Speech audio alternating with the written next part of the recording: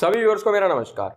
आज की ये वीडियो बहुत ही मोटिवेशनल होने वाली है। जिन भी लोगों का सपना है किसी भी गवर्नमेंट जॉब को ज्वाइन करने का, उनके लिए वीडियो बहुत इंपॉर्टेंट और बहुत इन्फॉर्मेटिव होने वाली है। ये वीडियो बहुत इंटरेस्टिंग लगेगी। आप इस वीडियो को पूरा एंड तक देखना, कहीं पर भी स्किप मत करना। आपको बहुत मजा आएगा इस वीडियो को पूरा देखने में। आज की इस वीडियो में हम सीबीआई सब इंस्पेक्टर की सैलरी के बारे में बात करेंगे। मैं आपको एक सीबीआई सब इंस्पेक्टर की सैलरी दिखाऊंगा और उसी के साथ साथ मैं एक सीबीआई सब इंस्पेक्टर की सैलरी को एक इनकम टैक्स इंस्पेक्टर और एक जीएसटी इंस्पेक्टर यानी कि एक्साइज इंस्पेक्टर की सैलरी का कंपैरिजन करूंगा। आपको कंप्लीट डिटेल्स मिलने वाली है आज की इस वीडियो में। हो सकता है ऐसी सैलरी वाली वीडियोस आपने पहले जरूर कभी ना कभी देखी होंगी, तो आपका हो गया यार ये तो हमने देखी हुई है, दोबारा क्यों देखें। नहीं, आपको ये वीडियो जरूर देखनी चाहिए, क्योंकि और आपने जितनी भी वीडियोस देखी होंगी ना, वहां पर कुछ ना कुछ जो इन्फॉर्मेशन होती है कंप्लीट नहीं होती, कुछ ना कुछ अधूरा होता है। मैं आज की इस वीडियो में कोशिश करूंगा कि आपको हर चीज के बारे में बताऊं, पूरी कंप्लीट इन्फॉर्मेशन दूं, कुछ भी ना छूटे। और अगर आपने इस वीडियो को पूरा एंड तक देख लिया ना, तो मैं दावे का कह सकता हूं कि आप इस वीडियो को लाइक जरूर करोगे और इस वीडियो को पूरा एंड तक देखने के बाद आपको सैलरी स्लिप बनानी आ जाएगी। यानी कि अगर उसके बाद कोई आपको कहेगा ना कि आपको इस गवर्नमेंट एम्प्लॉय की, जीएसटी इंस्पेक्टर की, इनकम टैक्स इंस्पेक्टर की, सीबीआई सब इंस्पेक्टर की, ईडी में एई होगी, किसी की भी अगर सैलरी बनानी है, सैलरी स्लिप बनानी है, तो आप खुद ही बना लोगे सैलरी स्लिप। मैं आपको इतने अच्छे से एक्सप्लेन कर दूंगा और सारे कंपोनेंट्स, हर चीज के बारे में बताऊंगा। सारे डाउट्स आपके क्लियर हो जाएंगे, पूरी क्लैरिटी आ जाएगी कि कितनी सैलरी होती है, कितना पैकेज होता है। वीडियो स्टार्ट करने से पहले एक और जरूरी बात, जो भी लोग एसएससी की, रेलवेज की या इस टाइप की किसी भी गवर्नमेंट जॉब की तैयारी कर रहे हैं, उनके लिए तैयारी का जो प्रिपरेशन का एक बहुत इंपॉर्टेंट पार्ट होता है वो होता है मॉक टेस्ट। तो भाई आप लोग मॉक टेस्ट लगाते रहो। मॉक टेस्ट में बिल्कुल भी ढील मत करना, जितने हो सके उतने ज्यादा मॉक टेस्ट लगाना। अगर आप टेस्ट सीरीज लेने का सोच रहे हैं तो मैं आपको रिकमेंड करूंगा टेस्ट बुक पास। इसमें आपको सिर्फ 499 रुपीज में 45,000 से भी ज्यादा मॉक टेस्ट मिल जाएंगे, 550 से भी ज्यादा एग्जाम्स के लिए, 7,000 से भी ज्यादा प्रीवियस ईयर पेपर्स मिल जाएंगे, 10 से भी ज्यादा लैंग्वेजेस में। और टेक्स्ट बुक के जो लाखों एक्टिव यूजर्स है ना, वो एग्जाम देते हैं, तो इसलिए आपको अपनी ऑल इंडिया रैंक का भी एक बहुत अच्छा आइडिया लग जाएगा। आपको ये पता चल जाएगा कि आप कहां स्टैंड करते हैं, क्योंकि मोस्टली टेक्स्ट बुक का जो मॉक टेस्ट है वो लोग लगाते हैं जो लोग तैयारी कर रहे होते हैं अच्छे से। तो आपको पता रहेगा कि आप कहां स्टैंड कर रहे हैं, आप मतलब आपको कितनी और इंप्रूवमेंट की जरूरत है। और हाँ, अगर आप कूपन कोड KG10 यूज करेंगे तो आपको एडिशनल डिस्काउंट भी मिल जाएगा। मॉक टेस्ट लगाने के बाद उसका एनालिसिस जरूर करो। मॉक टेस्ट लगाने से भी ज्यादा इंपॉर्टेंट होता है उसका एनालिसिस करना। आपको एनालिसिस करने को मिलता है और इसी के साथ साथ आपको अपनी परसेंटाइल और ऑल इंडिया रैंक का भी पता चलता है। एनालिसिस करने से आपको आपके वीक पॉइंट्स और स्ट्रॉन्ग पॉइंट्स के बारे में पता चलता है। तो भाई एनालिसिस जरूर करना। इसके सारे लिंक्स आपको हमारे डिस्क्रिप्शन में मिल जाएंगे। अब बात करते हैं अपनी वीडियो की, यानी कि सीबीआई सब इंस्पेक्टर की सैलरी के बारे में और उसकी सैलरी का कंपैरिजन बाकी पोस्ट के साथ। तो आप सब लोगों को ये तो पता ही होगा कि कुछ टाइम पहले ही आपने न्यूज में देखा होगा या कुछ मोस्टली लोगों को पता होगा कि डीए जो है वो डीए बढ़कर 34% हो गया था। डीए यानी कि डियरनेस अलाउंस। अब डीए क्या होता है, बहुत सारे लोगों को ये भी नहीं पता होगा डीए क्या होता है, तो मैं हर चीज बिल्कुल बेसिक से बताऊंगा आपको। डीए का मतलब होता है महंगाई भत्ता, यानी कि कितनी महंगाई बढ़ रही है उस हिसाब से डीए बढ़ता रहता है। कुछ साल पहले जो 7th पे कमीशन आया था 2016 में, तब गवर्नमेंट ने एक बेसिक पे फिक्स कर दी थी। मतलब जितनी भी हमारी जो सैलरी होती है ना, वो सब उस बेसिक पे के आसपास घूमती है। तो वो बेसिक पे सरकार ने फिक्स कर दी थी 5 साल पहले कि ये तो बेसिक पे होगी इस गवर्नमेंट एम्प्लॉय की, इस लेवल के गवर्नमेंट एम्प्लॉय की। तो उसके बाद क्या होता है कि हर कुछ समय में महंगाई बढ़ती रहती है। महंगाई है देखो, वो तो बढ़ेगी, आप देख लो पिछले कुछ सालों से। तो जैसे जैसे महंगाई बढ़ती है उस हिसाब से सरकार अपने कर्मचारियों के लिए, अपने एम्प्लॉयज के लिए उस जो डियरनेस अलाउंस होता है, जो महंगाई भत्ता होता है, उसको बढ़ाती रहती है ताकि उनकी सैलरी उस रेशो में बढ़ती जाए। पिछले 5-6 साल में जिस हिसाब से महंगाई बढ़ी, उस हिसाब से महंगाई को देखते हुए डियरनेस अलाउंस को, डीए को 34% कर दिया गया है। तो चलो मैं आपको हर एक कंपोनेंट समझाता हूं कि जो सैलरी होती है उसमें कंपोनेंट्स होते हैं वो क्या क्या होते हैं और वो कैसे कैसे होते हैं। आपको बहुत मजा आएगा इस वीडियो को पूरा एंड तक देखना। और सीबीआई सब इंस्पेक्टर के साथ साथ और भी जितनी भी 4600 ग्रेड पे की पोस्ट है, उन सबकी सैलरी स्लिप के बारे में हम बात करेंगे। जो 4600 ग्रेड पे की पोस्ट होती है ना, उनको आजकल लेवल 7 कहा जाता है। पहले ग्रेड पे बोलते थे, कमीशन 7th पे कमीशन आने के बाद अब इन पोस्ट को 4600 ग्रेड पे को लेवल 7 की पोस्ट कहा जाता है। तो सबसे पहले तो जैसे कि मैंने आपको बताया कि एक बेसिक सैलरी होती है, तो बाकी आपकी जितनी भी सैलरी है वो पूरी इस बेसिक सैलरी के इर्द गिर्द घूमती रहेगी। सबसे इंपॉर्टेंट आपकी होती है बेसिक सैलरी, बाकी सब उसके आसपास घूमता है, उसके बारे में बात करेंगे।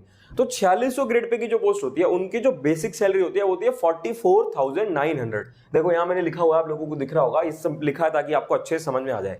तो बेसिक सैलरी होगी 44,900। बेसिक सैलरी के बाद जो नेक्स्ट कंपोनेंट होता है सैलरी का, वो होता है डीए, यानी कि महंगाई भत्ता, जो मैंने अभी आप लोगों को बताया। तो करंटली जो डीए चल रहा है वो चल रहा है 34%। तो अब इस बेसिक सैलरी 44,900 पे 34% हम डीए कैलकुलेट कर देंगे तो 15,266, 15,266 बनता है। तो ये आपका सैलरी का एक पार्ट हो गया। अब डीए के बाद जो नेक्स्ट पार्ट होता है वो होता है हाउस रेंटल अलाउंस, यानी कि एचआरए। ये जो लोग गवर्नमेंट क्वार्टर्स नहीं लेते हैं उनको एचआरए मिलता है, जो गवर्नमेंट क्वार्टर्स ले लेते हैं उनको एचआरए नहीं मिलता।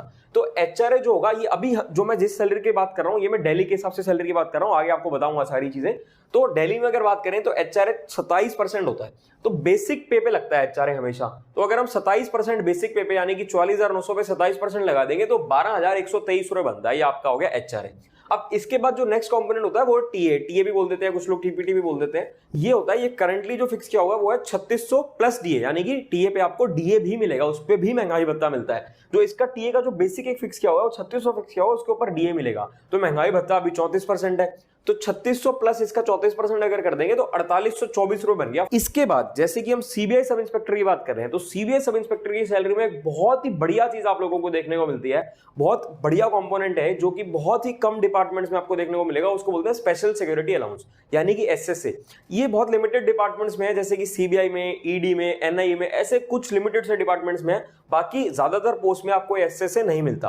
तो जो ये स्पेशल सिक्योरिटी अलाउंस होगा, ये 20% ऑफ बेसिक पे प्लस डियरनेस अलाउंस है, यानी कि बेसिक पे प्लस महंगाई भत्ता को अगर आप जोड़ देंगे तो उसका जो आप 20% निकालेंगे वो आपका एसएससी होगा, वो आपका निकल कर आता है 12,033 रुपए। आगे बढ़ने से पहले, नेक्स्ट कंपोनेंट से पहले आपको एचआरए के बारे में बताता हूं। जैसा कि मैंने अभी आपको बताया था कि दिल्ली वालों की ये सैलरी है, क्योंकि दिल्ली में एचआरए होता है 27%। ऐसे ही ना 3 तरीके की सिटीज हैं जो हमारे गवर्नमेंट डिपार्टमेंट्स में जो सैलरी बनती है उसमें सिटीज को 3 पार्ट में डिवाइड किया गया, एक्स सिटी, वाई सिटी और जेड सिटी।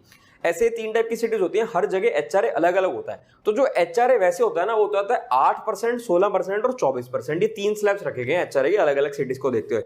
लेकिन जब आपका डीए 25% को क्रॉस कर जाएगा, जैसे कि अब आपका डीए 34% है, तो ये 25% को क्रॉस कर चुका है, तो वो एचआरए के स्लैब बढ़ जाते हैं और वो स्लैब हो जाते हैं 9%, 18% और 27%।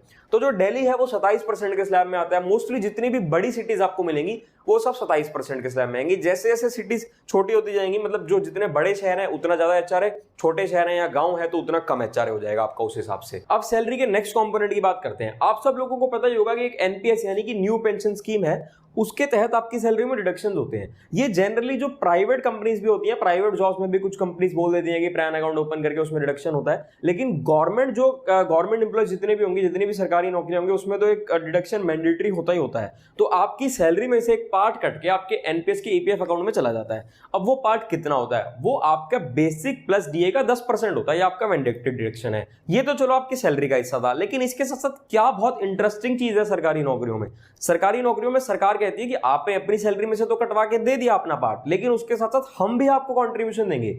तो गवर्नमेंट हमें बेसिक पे प्लस डीए का 14% देती है हमारे एनपीएस के कंट्रीब्यूशन में। ये डायरेक्ट हमारे प्राण अकाउंट में चला जाता है, इसलिए ये हमारे सैलरी स्लिप में शो नहीं होता। जब भी आप किसी की भी सैलरी स्लिप देखेंगे तो सैलरी स्लिप में शो नहीं होता, लेकिन ये है तो आपका ही पैसा। जब गवर्नमेंट आपके एनपीएस में, आपके प्राण अकाउंट में कंट्रीब्यूशन दे रही है तो ये आपका ही तो पैसा हुआ। तो अगर हम उस कंपोनेंट को भी देखें तो जो गवर्नमेंट का कंट्रीब्यूशन है एनपीएस का, वो 14% ऑफ बेसिक पे प्लस डीए होता है, तो वो 8424 रुपए हो जाएगा आपका। तो अब अगर हम इस सबको टोटल कर देंगे, बेसिक पे, उसके बाद डीए, उसके बाद एचआरए, उसके बाद टीए, उसके बाद एसएसए, उसके बाद गवर्नमेंट का कंट्रीब्यूशन, तो ये 97,570, 97,570। तो अगर हम टेक्निकली यहां तक बात करें तो टेक्निकली यहां तक आपकी सैलरी 97,570। भाई इतनी ज्यादा सैलरी। लेकिन अभी रुको जरा, अभी पिक्चर बाकी है, अभी आपको और भी कुछ देखने को मिलेगा। यहां तक तो आपने देख ही लिया, मैंने आपको समझा ही दिया कि भाई लगभग 1 लाख रुपए सैलरी है। अभी और एक बहुत बढ़िया चीज बताता हूं। ये जो सीबीआई की नौकरी है ना, सीबीआई इंडिया का सबसे पावरफुल, सबसे ताकतवर डिपार्टमेंट है। मैं तो सीबीआई को सबसे ताकतवर डिपार्टमेंट समझता हूं। आप भी कमेंट में अपनी राय बताना कि आपको क्या लगता है। तो सीबीआई की नौकरी में ना एक और बहुत इंटरेस्टिंग चीज है, बहुत मजेदार चीज है।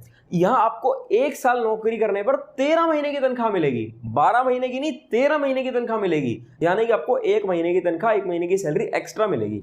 अब देखो इसके पीछे भी कुछ रीजंस हैं, अगर उनके बारे में बात करें, गवर्नमेंट ने फिक्स किया हुआ है, तो अगर वैसे सोचें कुछ रीजंस की क्या हो सकते हैं, तो ऑलमोस्ट जितनी भी सेंट्रल गवर्नमेंट की नौकरी होती है ना, सब में सैटरडे संडे ऑफ होता है। लेकिन सीबीआई एक ऐसी नौकरी है जहां कई बार सैटरडे संडे को भी जाना पड़ जाता है। तो इन रीजंस को हो सकता है देखते हो, जो 13 मंथ की एक्स्ट्रा सैलरी दी गई है वो सीबीआई में दी गई है। तो आप उसका भी तो पार्ट ऐड करोगे ना। जब आपको 12 की जगह 13 सैलरियां मिल रही हैं, तो जो आखिरी 13 सैलरी होगी वो डिवाइड ही तो होगी ना 12 महीनों में, हर महीने में डिवाइड हो गई तो मिलेगी ना। तो 97,570 तो आपकी यहां तक टेक्निकली जो सैलरी बनी मैंने आपको बताया। अब अगर मैं इसको 12 से डिवाइड कर दूं, यानी कि हर मंथ का पार्ट निकालूं 13 जो एक्स्ट्रा वाली सैलरी थी उसका, तो हो गया 8130, 8130। अब भाई इसको भी ऐड करो यहां, तो इसको भी ऐड करोगे तो 1,05,700। यानी कि अगर हम टेक्निकली बात करेंगे एक सीबीआई सब इंस्पेक्टर की ग्रॉस सैलरी क्या होगी, तो एक सीबीआई सब इंस्पेक्टर की ग्रॉस सैलरी 1,05,700 हो गई इस हिसाब से। अब जो आपको आपकी सैलरी स्लिप मिलती है ना, तो सैलरी स्लिप में कुछ इसमें चीजें मेंशन नहीं होती। जैसे कि मैंने आपको बताया कि जो गवर्नमेंट का कंट्रीब्यूशन है ये आपका सैलरी स्लिप में नहीं होगा, क्योंकि ये गवर्नमेंट का कंट्रीब्यूशन है। तो ये आपकी ग्रॉस सैलरी मैंने आपको बताई है। उसके बाद जब आपको आपकी नेट सैलरी मिलेगी, यानी कि जो नेट सैलरी होती है वो सारे डिडक्शन होने के बाद होती है, तो उसमें इसमें से कुछ डिडक्शन हो जाते हैं, जैसे कि एक तो गवर्नमेंट का कंट्रीब्यूशन डिडक्ट हो जाएगा क्योंकि वो आपके पुराने अकाउंट में जा रहा है। ऐसे ही जो आपका कंट्रीब्यूशन था 10% वो डिडक्ट हो जाएगा, वो भी आपके पुराने अकाउंट में जाएगा। उसके बाद सीजीएचएस कार्ड होते हैं, उसके बाद ग्रुप इंश्योरेंस वगैरह होती है, ये सारी डिडक्शन हो जाएंगी। इनकम टैक्स डिडक्ट हो जाएगा, तो वो सारी डिडक्शन होकर आपको नेट सैलरी मिलती है। तो नेट सैलरी थोड़ी सी इससे कम होती है। लेकिन भाई आप ग्रॉस सैलरी देखो ना कि ग्रॉस सैलरी इतनी ज्यादा है आपकी, 1 लाख से भी ज्यादा आपकी ग्रॉस सैलरी है। भाई इससे ज्यादा मोटिवेशन आपको कहां मिलेगा। आपने नौकरी में एंटर किया, नौकरी में एंटर करती आपकी पहली सैलरी इतनी ज्यादा है। कई लोग, बहुत सारे लोग इस दुनिया में ऐसे होंगे जिनकी रिटायरमेंट तक भी इतनी तनख्वाह नहीं होती, जो पूरी उम्र नौकरी करते हैं और उसके बाद भी यहां तक सैलरी तक नहीं पहुंच पाते। और आप लोग देखो कि भाई आप लोग नौकरी में एंटर करते ही इतनी ज्यादा सैलरी ले रहे हो, और इतनी ज्यादा सैलरी के साथ साथ कितनी सोशल रिस्पेक्ट मिलेगी, कितनी पावर मिलेगी। अब बाहर जाके किसी को बताओगे कि भाई मैं सीबीआई में सब इंस्पेक्टर हूं, तो लोग आपकी कितनी इज्जत करेंगे, कितनी रिस्पेक्ट है, कितनी पावर है, कितनी अच्छी ग्रोथ है इस नौकरी में, इतने बेनिफिट्स हैं। अगर ये सब देख के भी आप लोग मोटिवेट नहीं होते ना, तो भाई आप लोग मोटिवेट हो ही नहीं सकते। और सैलरी के साथ साथ और देखो ना कितने बेनिफिट्स मिल रहे हैं आप लोगों को। जैसे मान लो आपको किसी हॉस्पिटल में दिखाने के लिए जाना है, तो वहां आपको सीजीएचएस, जो भी एम्पैनल्ड हॉस्पिटल्स होंगे, वहां आपको कितने सस्ते में आपका ट्रीटमेंट होगा, कितनी अच्छी मेडिकल फैसिलिटीज है। ऐसे कितने बेनिफिट्स हैं आप लोग सोच भी नहीं सकते हो, आपको जॉब में जाने के बाद पता चलेगा। और अगर पैकेज कैलकुलेट करें ना, जैसे प्राइवेट जॉब्स में पैकेज कैलकुलेट करते हैं, वो तो भाई साहब पता नहीं क्या क्या चीजें ऐड कर देते हैं। अगर उनको ऐड करने लग जाओ तो पता नहीं कितने का पैकेज बन जाएगा आप लोगों को। तो भाई मोटिवेट रहो और पढ़ते रहो। अब ये सीबीआई सब इंस्पेक्टर की सैलरी थी। अब जैसा कि मैंने आपको प्रॉमिस किया था कि आपको सीबीआई सब इंस्पेक्टर की सैलरी को कंपैरिजन करेंगे बाकी की 4600 ग्रेड पे पोस्ट के साथ, जैसे GST inspector, income tax inspector है और जितनी भी पोस्ट होती है। तो अब देखो उसमें क्या क्या डिफरेंस आएगा। अगर हम बात करें तो जो बाकी की 4600 ग्रेड पे की पोस्ट है, उनमें एक तो मोस्टली सारी पोस्ट में ये आपको एसएस से नहीं मिलता। ये जो 12,033 रुपए है, ये बहुत लिमिटेड नौकरियों में है, तो ज्यादातर नौकरियों में नहीं मिलेगा। उसके बाद जो एक्स्ट्रा सैलरी है 8130, ये एक्स्ट्रा सैलरी आप लोगों को नहीं मिलेगी उसमें। तो अगर मैं ये 12,033 और ये 8130 इन दोनों को इसमें से डिडक्ट कर दूं तो 85,537 सैलरी बनती है आप। यानी कि 4600 ग्रेड पे की और जितनी पोस्ट हैं, जैसे कि GST inspector, income tax inspector, उनकी सैलरी में ये एसएस से और एक्स्ट्रा सैलरी नहीं होगी, तो वो इसमें से टोटल सैलरी में से डिडक्ट करके 85,537 ग्रॉस सैलरी बनेगी। लेकिन जैसा कि मैंने आपको बताया कि आपकी जो सैलरी स्लिप होती है उसमें गवर्नमेंट कॉन्ट्रीब्यूशन नहीं दिखाते। तो अगर आप सैलरी स्लिप देखोगे तो उसमें गवर्नमेंट कंट्रीब्यूशन नहीं होगा, तो इसको भी लेस करके जो आपको ग्रॉस सैलरी देखने को मिलेगी वो 77,113 रुपए मिलेगी। लेकिन टेक्निकली अगर बात करें तो टेक्निकली जो सैलरी में डिफरेंस है वो ये 12,033 और 8,130, यानी कि लगभग 20,000 के आसपास का टेक्निकली डिफरेंस है दोनों की सैलरी में। तो भाई 20,000 भी बहुत बड़ा अमाउंट है, 20,000 छोटा अमाउंट नहीं है।